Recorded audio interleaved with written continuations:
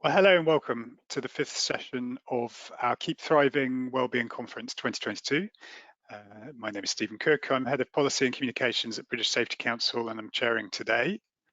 In this session, Quentin Emery will be delivering a presentation entitled HSE Culture Change, Shifting the Dial. So I'm going to welcome Quentin to join us. Quentin is Principal Consultant at RyderMarsh OCAID Limited. That stands for Organisational Culture and Individual Development. In his role, Quentin designs, delivers and evaluates a wide range of interventions that aid in culture improvement and leadership and management development. And as a lead consultant, he's organised and undertaken safety culture assessments with large organisations in a wide range of sectors, including shipping, logistics, and food manufacture. So, Quentin, over to you. Thank you, Stephen. Good afternoon, everybody. What we're going to talk about for the next 20 minutes to half an hour is shifting the dial. Now, that's a term used by quite a lot of organisations and people today. In the old days, we might have called it moving the needle. It's all about making a noticeable or a big enough change. And what we're talking about today is moving from a compliance of culture to a culture of care. Next slide, please. So this is a very busy slide. It's called the arc of engagement. But what we're looking at is moving from a culture of low trust on the left-hand side, where it's about I and I'm telling people things, over to the right-hand side, where it's about listening to people and it's about we. And we do this through engagement and having a just culture. A just culture is a term coined by a man called James Reason. He says if you've got a problem with mosquitoes, you don't keep swatting them. You go and you find the swamp they've come from and you drain it. So it's about getting to the root cause of problems and issues. But the way we do it is in a fair and consistent analytical way. That's why we call it a just culture, as in justice, fairness. Next slide, please. So when we talk about engagement, well, what is engagement? How does it feel to be engaged? You might say, well, I'm engaged to somebody to be married, or I'm engaged in a rugby match or a football match. It means I care about it, I'm passionate about it, and I want it to work. So what about when we're not engaged then? Well, when we're not engaged, the body produces cortisol, which is a stress hormone. Very useful back in the day when we were hunters and gatherers, when we needed to produce cortisol and adrenaline for fight and flight situations when we were highly stressed. But what would happen is, as soon as that situation was over, we'd flush out the cortisol because we don't need it anymore and only produce it again, excuse me, maybe a few weeks or months later. However, today, how long are people stressed for and in stressful situations? Well, a lot of people might be 24/7. And if we're stressed all the time, then that can lead to those things on the left-hand side, people being distracted, anxious, and so on. And we don't want that for ourselves in the workplace, and we don't want it for our colleagues and for our staff as well. If you could click on the orange things, please, the next one as well. That leads to absenteeism, people being off sick more, and probably just as serious, presenteeism, where people are in work, but they're not being productive and they're not happy. And all of those things also lead to increases in incidents and accidents. So if you could just click back one for a second to get rid of that blue off the screen, thank you. Now, the doubly good news is that when we're engaged, not only does the body flush out the cortisol because we don't need it anymore, we also produce oxytocin, which, like dopamine and serotonin, they're happy hormones, and it leads to these feelings that we have on the right-hand side. And they're obviously a lot better for us and for our people in the organisation. Yes, you can click on all the blues now, please. I think there's 7 of them.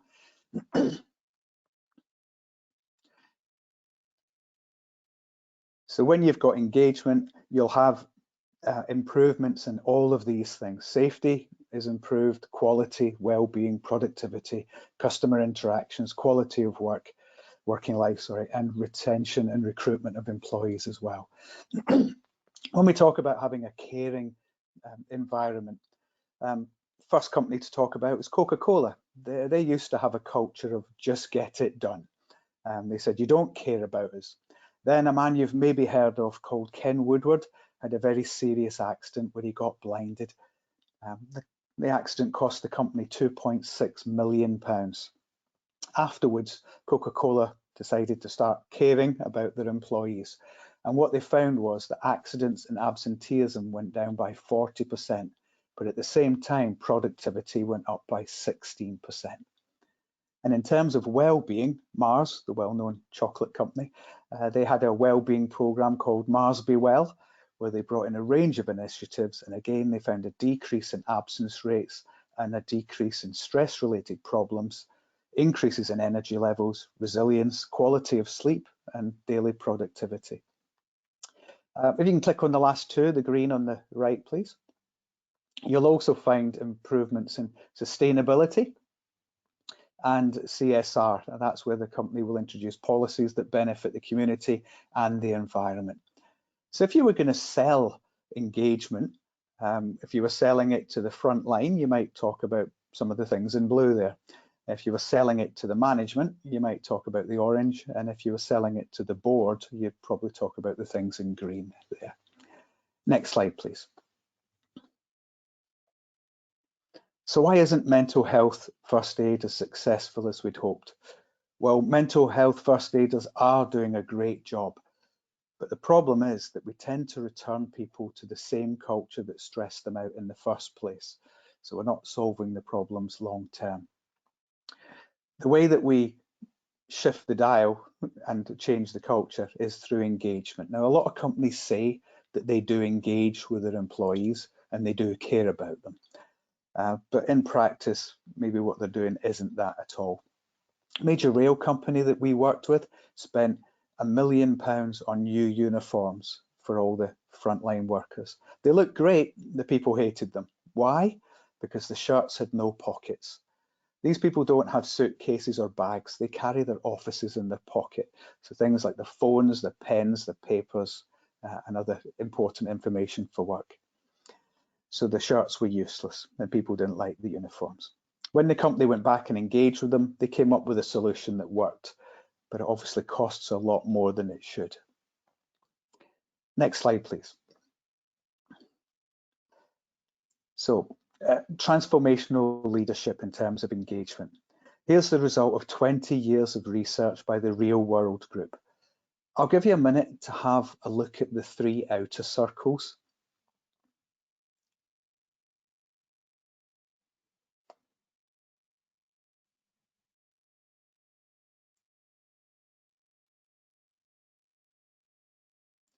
I think you'll agree that every attribute there involves engaging with people. The personal qualities in the middle and values that drive this engagement are honesty, consistency, and integrity. Now that's both organisationally and individually as a leader. That's what we're looking for in all of the organisations that we work with and that we work for. Next slide, please. So even longer research here. This is 50 years worth of research by Gallup. They define engagement as the involvement and the enthusiasm of employees in their work and in the workplace. British Aerospace, they historically had a culture of them and us between the management and the unions in the front line. Very low levels of trust. They negotiated, but always from their own position, never considering what the other side wanted. However, when they built the Typhoon fighter planes a few years ago, they moved towards a culture of engaging with the unions in the front line. And what they found out was that they actually all wanted the same things. People started to share ideas that they'd always had but never thought to share before. The result was that the aircrafts were built 25% quicker, saving the company millions of pounds. Next slide, please. So does engagement work? Well, the next 2 slides they detail the examples from academia, research, and their own clients. The top example there from PD Ports.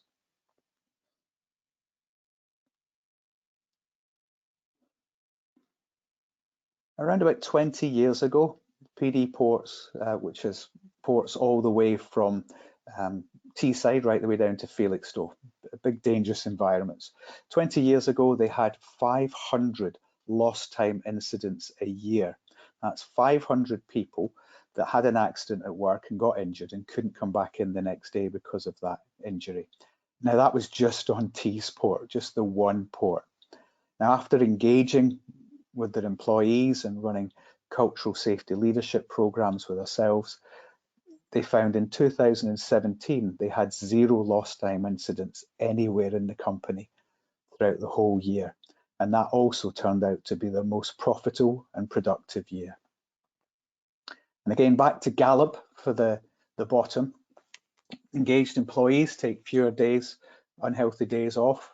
They're less likely to be diagnosed with a new disease, and they're less likely to be newly diagnosed with anxiety or depression. Another example being East Sussex Council. They adopted appreciative inquiry, which you might have heard of, which was a positive, engaging approach to making improvements. And they found that this led to an 18% reduction in sickness absence. That had the knock-on benefits of reduced agency costs because they didn't need to call people in to cover, and improved social care as well. Next slide, please. Two other organisations here. The one at the top is Engage for Success, which is a not-for-profit voluntary movement launched in 2011 to raise awareness and understanding of engagement in the workplace. And the bottom one is the University of South Wales, and they have these findings.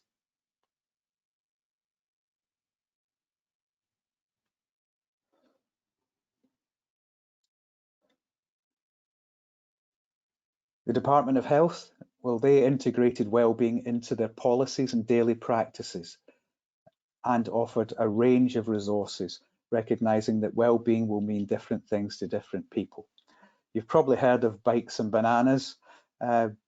Some companies offer fruit for people 1 day a week or even every day out on the table. They might offer bikes to work schemes, those sorts of things. That might be useful for a lot of people, but it might not be for everyone. It might not be what people need or they want. So we have to engage with them to find out what it is that they want. Next slide, please. Now, there are a lot of models out there for culture change. This one's ours. The 3 levels all involve engaging with people. Firstly, at the bottom, to explore where we are now, individually and collectively, where we all want to be, what we're going to do to get there, and how. Everyone needs to be aligned and oriented in the same direction to make that happen. Next up, we manage the journey to make sure that we take everyone with us by providing a clear narrative or vision, being open and providing opportunities for people to take ownership. And finally, at the top, it's about embedding the new culture to make sure that it sticks and keeps working. We do this through supporting people, having the right systems in place, and remembering to celebrate successes. Next slide, please. Here's another one of our models. This is our global model for exploring health and safety culture. There's a lot of words on the left there, don't need to worry about that. Basically, it's a game of snakes and ladders. The aim is to try and get as high up with your safety culture as you can. The worst kind of safety culture you can have is the red box at the bottom. That's an avoidance of safety. That's where we don't do anything about health and safety. We have lots of accidents, we hurt lots of people, but who cares? Just get on with the job. You don't get to stay there for very long nowadays before you have a serious accident that puts you out of business, or something a bit less serious happens and you get forced to move up to the next box, minimal compliance. Now, that's a very reactive culture. We don't really do anything about health and safety until it's gone wrong. And then we just fix that one thing and carry on as we did before. Those bottom 2 levels are illegal in the UK today. You've got to do more than that when it comes to health and safety. The first legal level is the yellow box. That's what we call broad compliance, where we comply with what the HSE tell us we have to do. So we have a health and safety department, health and safety manager. We give people procedures to follow. We train them and give them equipment. We count how many accidents we've had, how many people we've injured, and we tell the HSE. And that's legal compliance. Now, most companies in the UK today have got to that level by and large. But then they think, well, why are we still having accidents then? If we're doing what the law says, why are we still injuring people? Why are we still having near misses? Well, if procedures are put there to keep people safe, maybe we just need more of them. So they start to add more procedures in and more steps to the procedures they've already got. More safe systems of work, more risk assessments, more permits, and the system grows and grows and grows. And we call that becoming system obsessed, off towards the right there. And the numbers become more important than actually what it is that we're trying to look at. So we might give everybody a target of reporting 10 near misses a month, and it's all about the 10 near misses, not about what's actually on them. In our 25 years experience at RyderMarsh OCAID, just about everybody we start working with is somewhere in that middle box. Our job is to help them move as far up into the next box, human focused, as possible. That's a proactive culture. We don't just look at the accidents that we've had before and tell the HSE. We try and get to the root cause of them to make sure they never happen again. But we also go out and hazard spot and try and remove them before they lead to accidents. The hardest move on this model is to get from the middle box to human focused. One, because there's no legal requirement, and two, because it takes everybody. Everybody has to think health and safety is my responsibility. I look after me and people round about me. And we do that through engagement. There is a top level, fully integrated safety. That's where we never have accidents. We've never hurt anybody, but we're still looking to improve anyway. A little bit like health and safety heaven, if you like. Again, in 25 years, we haven't found a company that sits at that level for any length of time. You might find a pocket or a team that does, but then either the job changes, the team changes, or complacency can settle in. And that's when your next accident could be around the corner. Next slide, please. So here's our model, similar model, but this is with regard to well-being and trying to create a resilient culture. Again, moving from the red at the bottom where we've got no clear policies or plans for creating well-being, up to the next box where we're focusing on fixing the individual after things have gone wrong. But there's a danger there of just giving people more and more of the same when it might not be helping. Up to the third box about legal compliance and still managing stress rather than tackling the stressors that are causing the problems. And as with the health and safety danger, there's a danger of concentrating on the numbers here, ticking the boxes. Giving people fruit at work and offering bikes to work is not engaging with people. It's not caring about people if it's not what they need. The next level up is about engaging and is about listening to people and finding out what they do want. Employee engagement is seen as a win-win, both for the organisation and the individuals. Fully resilient organisations at the top build well-being into everything that they do. Next slide, please. So when it comes to measuring the success of an engaged culture, you'll see an increase in psychological safety. That's a term mentioned a lot today. Just to say, it's the belief that you won't be punished or humiliated for speaking up with ideas, questions, or concerns, or mistakes.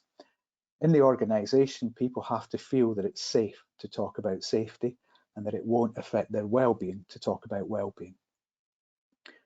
Sometimes just changing the language we use can have a big impact.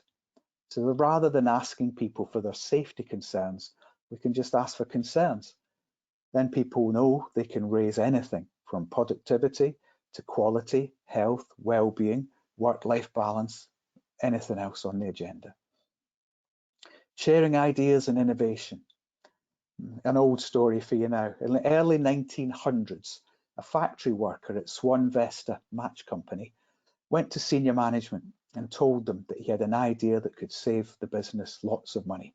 At first they ignored him. He's just a frontline employee. What will he know? But then when they listened, the idea?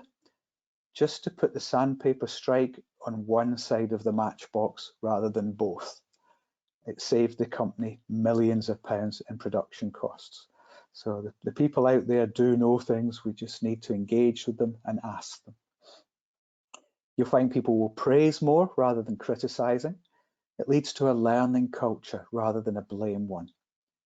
South Eastern Railway, they moved from having incident investigations to calling them learning reviews. And they found that by just changing the name, many more people came forward, they got involved, and they gave more information as well. Next slide, please. Now, we're finding this information globally, not just in the UK and Europe. With our organisation, we've found it in China, Africa, India, South America. It's all about people. People are the same, even when they're different. Okay.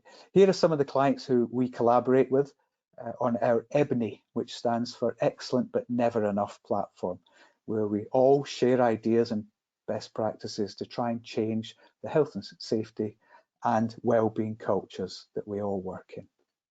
Okay, that's the end of my presentation, so I'll be open and happy to answer any of your questions. Thank you, Quentin. Really interesting. Thank you very much for that presentation. And we have a few questions for you in our remaining, I would say, 10 minutes roughly of this session. So, yeah, so someone's asking about engagement and incentivizing, I guess, engagement in organizations. That is sometimes, I guess, a question of how best to go about that and how to create a culture of trust. And if they give an example actually of a particular company where they worked, where bonuses were linked to positive Gallup scores, they call them, so that everyone just gave the company good scores in order to get the bonus. So what would you say about that? What would your advice be around incentivizing this? It's a difficult one. What I would say, I'll tell you some of the dangers and the pitfalls. If you have a team where if there's no lost time incidents, for example, over the course of a year, the team get a bonus. Well, 2 days from the end of the year, I cut my finger on a knife.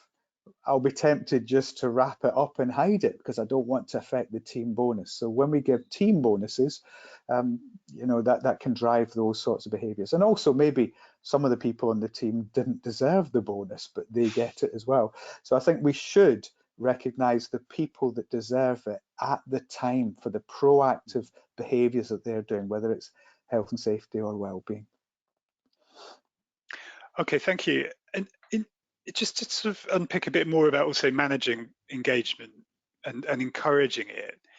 So when you have a line management structure, someone asks, and that's how you lead in your organization through line managers, and that's how you manage change, if you like, I guess, in a sort of line structure.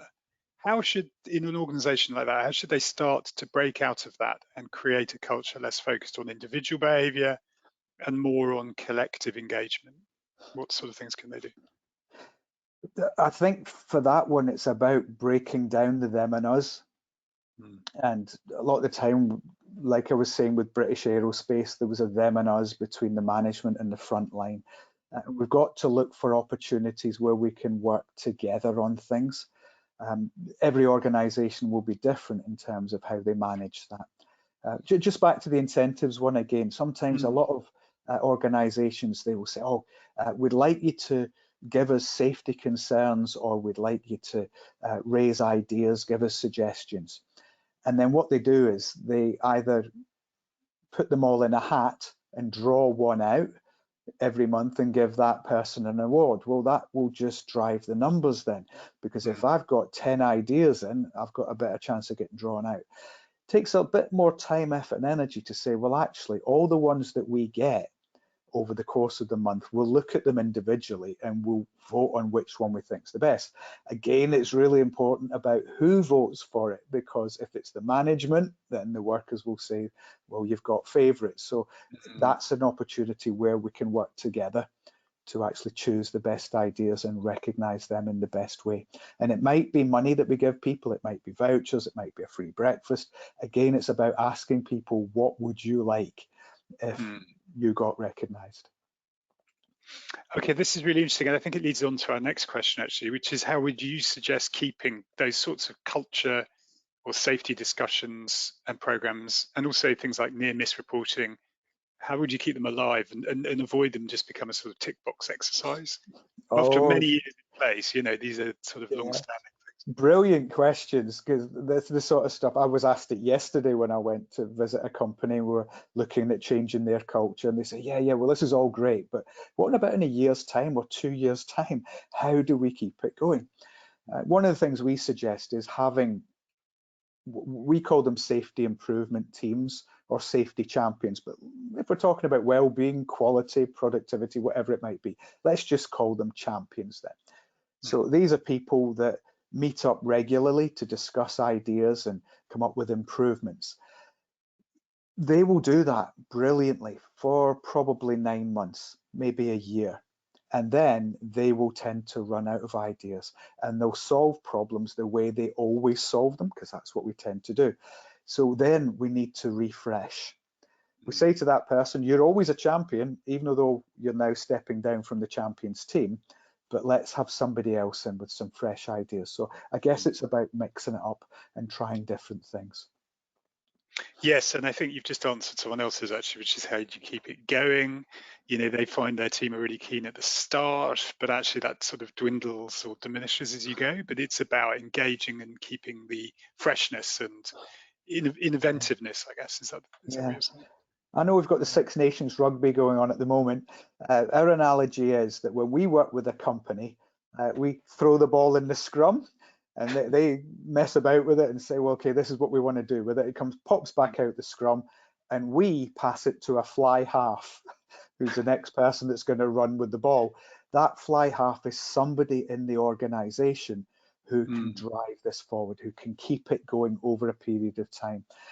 And if you can find the right person, then yeah, you've tackled the job, I think. Well, I think that's very interesting. We saw someone earlier, a previous session on an initiative that she led in her organization. It was very clear she was an individual who was very good at driving things forward. So I think that's a very interesting comment. And in terms of someone else's question, actually, about who you might engage even in an organization, driving engagement around maybe staff, they think is maybe easier than even engaging the management. How would you address that in an organization like that, do you think? I wouldn't say it's easier, but I think it's important that you engage with everybody. If you want it to be supported and you want it to be paid for, you've got to engage with the people at the top. The people at the bottom are the ones out there on the front line. They're the ones that could get hurt. They're the ones most likely to have health effects. So you've got to engage with them as well, but you've got to take everybody. What we find that probably the most difficult level is a sort of middle management, I would say. Now, unfortunately, it's people about my age who have been promoted to a certain level, probably aren't going to go any further, and they're quite comfortable. They can sit in a meeting and say all the right things. Oh yeah, I'm going to go back and do this with my team, but they don't change. We call it the treacle layer, because the good news never passes down through them and the bad news never passes up through them. So that's a really critical level that we've got to change. And the great saying is, if you can't change the people, you have to change the people. You meant to say that. Yes. Well, that's it. If we want to change the culture, we give people every opportunity to change. You can't change. Then either we might need to change their role, or yeah. Sorry, I'm following you now. Yes, and actually, someone asked if the result had been different, would you have mentioned the Six Nations results against England? But anyway, I'm actually English. You'll not believe it. I am. I was born in Manchester. My parents are English, so I got a ribbing at school when I was in Scotland every time they won at something. Wasn't very often, but there you go. A cheeky question, but I thought I'd say it anyway. I like it. A further question that someone's asked, they're about to embark on a comms campaign across their organisation to drive a no-blame, just culture with better reporting of near misses and unsafe conditions or concerns. Do you have any tips for how they should engage with their staff to take that forward? First thing I would say, first thing I would go out and test the water, ask people, how do you want to be communicated with? And I'm afraid it probably means a range of communication. Some people will like an email, other people will hate it. Some people will like it on the notice board in the canteen, other people will hate that. Most people like a face-to-face chat and a discussion, but it has to be two-way. Yes, they want to hear certain information, but they want a chance to say their bit as well. So I'm afraid it's a range of things that you probably want to consider. But ask the people, how do you want to be communicated with? Okay, and I suppose a further question on measurement. Obviously you're talking about measuring engagement and doing it better. What sort of measures would you choose? And is it okay just to use a people survey? Someone would like to know, like a lot of organisations do, I guess, to generate a score every year, and they have an engagement score, don't they, that they can? You can do it as a measure. Yeah. But it depends on the questions that you're asking.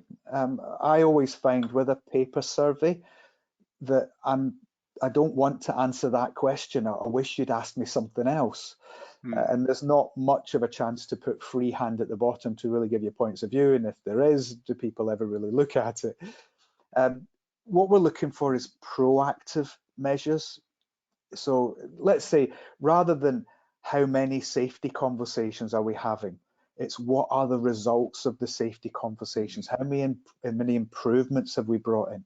Who's starting the safety conversation? Is it always the health and safety manager, or are the frontline people starting them? So we're looking for more proactive measures that mean that the culture's changing.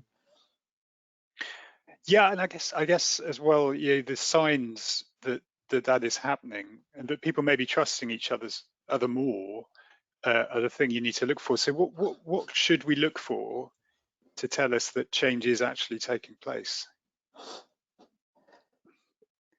Well, when you approach, I always like to say to people, you're doing your job and you turn around, it's a hands-on job at a machine maybe, and you turn around and you see the health and safety manager walking towards you. And imagine he's got a light on top of his head, if you can, and that light is flashing. Okay, can you see that? People go, yeah, okay, I can see it. What color's the light? And a lot of people say it's a red light. Here's somebody gonna give me a row, tell me what I'm doing wrong, looking to pick fault. It's an orange light. Well, that's still a bit of a warning signal. A white light might be neutral, but a green light, oh, here's somebody coming to help me. So that's the sort of look that we will see from people as we approach them, that they'll either have this horrified or unfriendly look on their face because here's somebody that I don't really want to see, or I'm glad you're here, can you help me with this? And it's those sorts of things. To be honest, Steve, I'm sorry, but it's more of a feeling, and it's really difficult to measure those sorts of things, but it will just feel happier, safer when people are more engaged. Well, fantastic. I mean, Quentin, I think we've covered pretty much all the questions that we've had. So I'm really, thank you again, obviously, for what's been an incredibly interesting session and an awful lot to think about. So thank you very much. Please, by all means, pass on my email address to anybody that's got any other questions. I'll be happy to take them. Yeah.